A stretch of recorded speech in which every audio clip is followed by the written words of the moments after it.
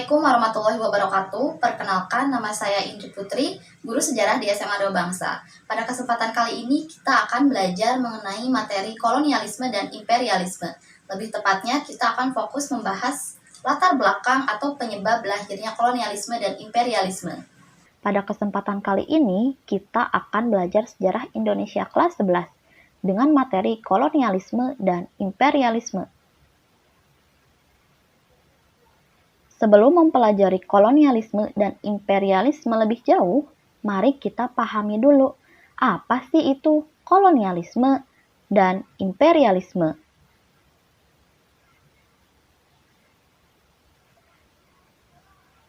Kolonialisme berasal dari kata koloni yang berarti pemukiman. Kata kolonialisme kemudian diartikan sebagai upaya yang dilakukan negara-negara penguasa dalam rangka menguasai suatu daerah atau wilayah untuk mendapatkan sumber daya. Sedangkan imperialisme berasal dari kata imperator yang berarti memerintah. Imperialisme kemudian diartikan sebagai suatu sistem dalam dunia politik yang bertujuan untuk menguasai negara lain dalam memperoleh kekuasaan dari negara yang dikuasainya. Jadi, kolonialisme dan imperialisme berbeda. Secara sederhana, kolonialisme lebih fokus untuk menguasai suatu wilayah yang memiliki sumber daya alam tertentu untuk dibawa ke negara asalnya. Sedangkan imperialisme lebih fokus untuk menguasai kondisi politik atau pemerintahan negara lain agar mendapat pengaruh ke negara yang bersangkutan dalam berbagai aspek. Walaupun berasal dari kata dan pengertian yang berbeda, dalam praktiknya kolonialisme dan imperialisme memiliki makna yang sama, yaitu penjajahan oleh bangsa satu terhadap bangsa lainnya. Setelah mengetahui arti dari kolonialisme dan imperialisme, kita akan lanjut membahas mengenai latar belakang lahirnya kolonialisme dan imperialisme. Kolonialisme dan imperialisme bangsa Eropa tidak hadir secara tiba-tiba, tetapi dilatar belakangi oleh beberapa faktor pendorong. Faktor pertama adalah karena adanya dominasi gereja Katolik Eropa terhadap segala aspek kehidupan.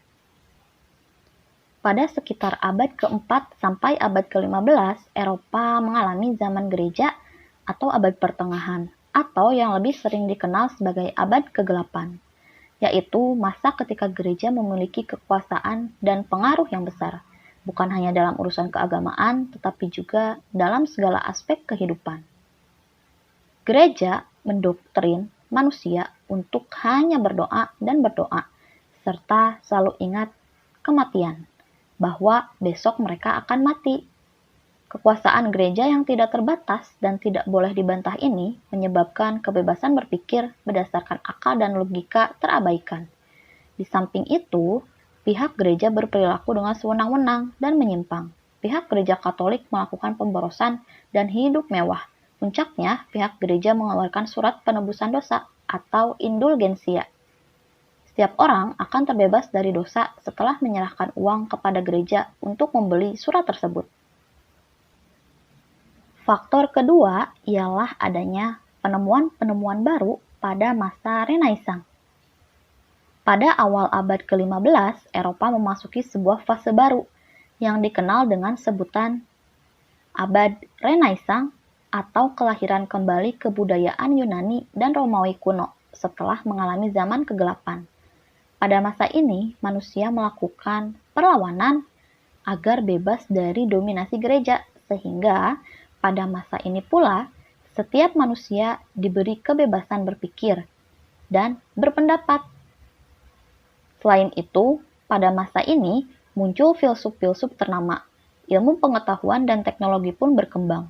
Ditemukan penemuan-penemuan baru dalam beragam aspek. Contohnya, seperti penemuan mesin cetak oleh Johann Gutenberg. Hal-hal tersebutlah yang di kemudian hari mengantarkan bangsa Eropa untuk menjelajahi dunia dan melakukan kolonialisme dan imperialisme.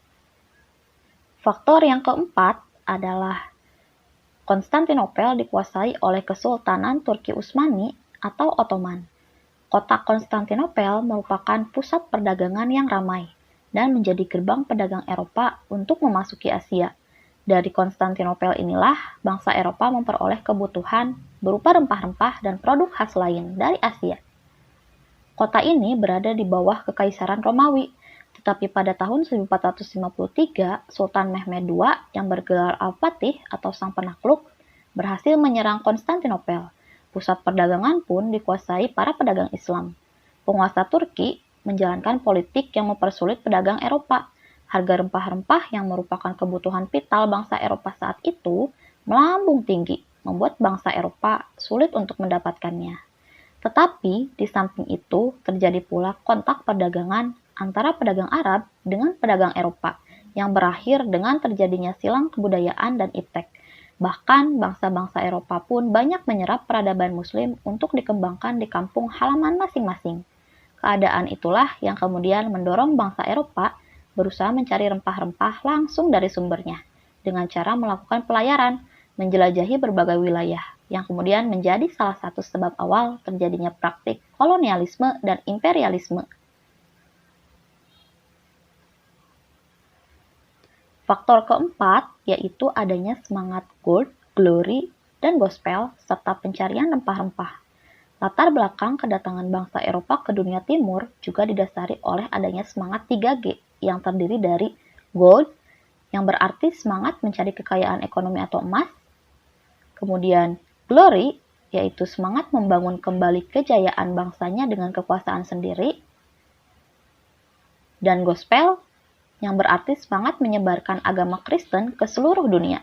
Semangat 3G memperkuat tekad bangsa Eropa untuk melakukan pelayaran dan pada akhirnya menyebabkan kolonialisme dan imperialisme. Faktor kelima yakni adanya sejumlah penjelajah samudra yang menemukan rute baru jalur perdagangan. Kemunculan teori bahwa bumi ini bulat diiringi dengan perkembangan teknologi perkapalan memunculkan sejumlah pelaut ulung yang berani mengarungi samudra dan lautan luas yang sebelumnya tak pernah dilalui, seperti Bartholomeus Dias dan lainnya.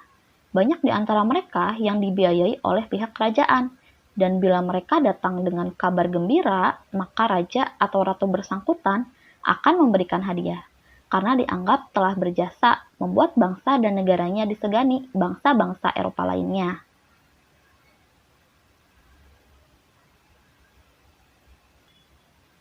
Itulah latar belakang yang menyebabkan bangsa Eropa berlayar hingga sampai ke berbagai wilayah dan melakukan kolonialisme dan imperialisme. Lalu, siapa aja sih yang melakukan pelayaran dan kemana mereka berlayar berlabuh? Pertemuan kali ini cukup sampai di sini. Sampai ketemu di materi selanjutnya. Wassalamualaikum warahmatullahi wabarakatuh. Audio Jungle.